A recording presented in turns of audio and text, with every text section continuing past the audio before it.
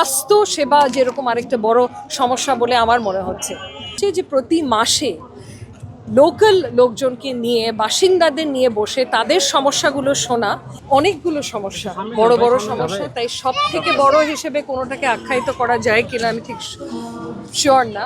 তার মধ্যে ধরেন সন্ত্রাস একটা বড় সমস্যা, মাদক ব্যবসা একটা বড় সমস্যা, তারপরে গ্যাসের সংকট একটা বড় ধরনের সমস্যা।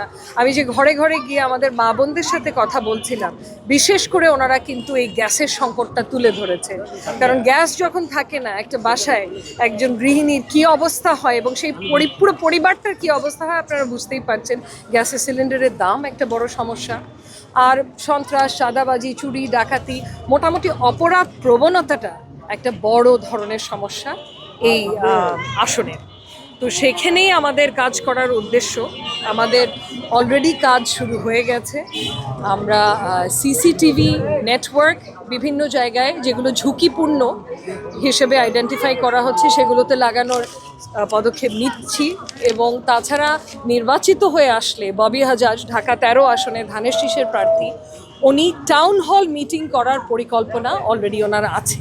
তার অর্থ হচ্ছে যে প্রতি মাসে লোকাল লোকজনকে নিয়ে বাসিন্দাদের নিয়ে বসে তাদের সমস্যাগুলো শোনা, এবং শুধু তা না, জনপ্রতিনিধি যারা আছে, ধরেন তিতাস, ডেস্কো, ওয়াসা, তারপর আইন শৃঙ্খলা বাহিনীর লোকজন, তাদের প্রতিনিধিদেরকেও সেই মিটিংয়ে রাখা, যাতে করে একটা জবাবদিহিতার জায়গা সৃষ্টি হয়। কোকো ও শিয়া বাটারের ইউনিক কম্বিনেশনে তৈরি Natura expert care body lotion স্কিনের ড্যামেজ হিল করে, ত্বক রাখে সফট ও ময়েশ্চারাইজ। লুকিয়ে আর কতদিন, বাই বাই ড্যামেজ স্কিন।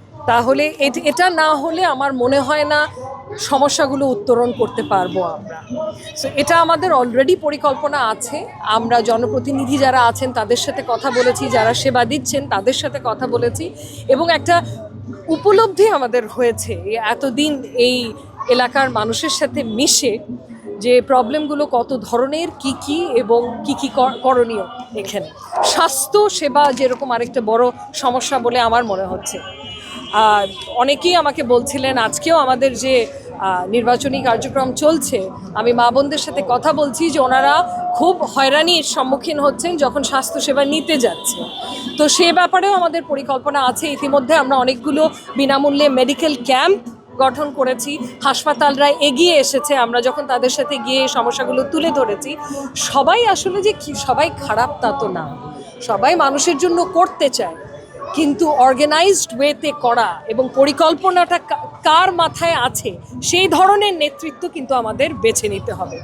এবং আমার বিশ্বাস, আমার স্বামী বলে আমি বলছি না, আমার বিশ্বাস সুশিক্ষিত এবং যে দিতে এসেছে নিতে আসেনি, যার নেয়ার কোনো প্রয়োজন নাই, এরকম একজন প্রার্থী দরকার ঢাকা 13।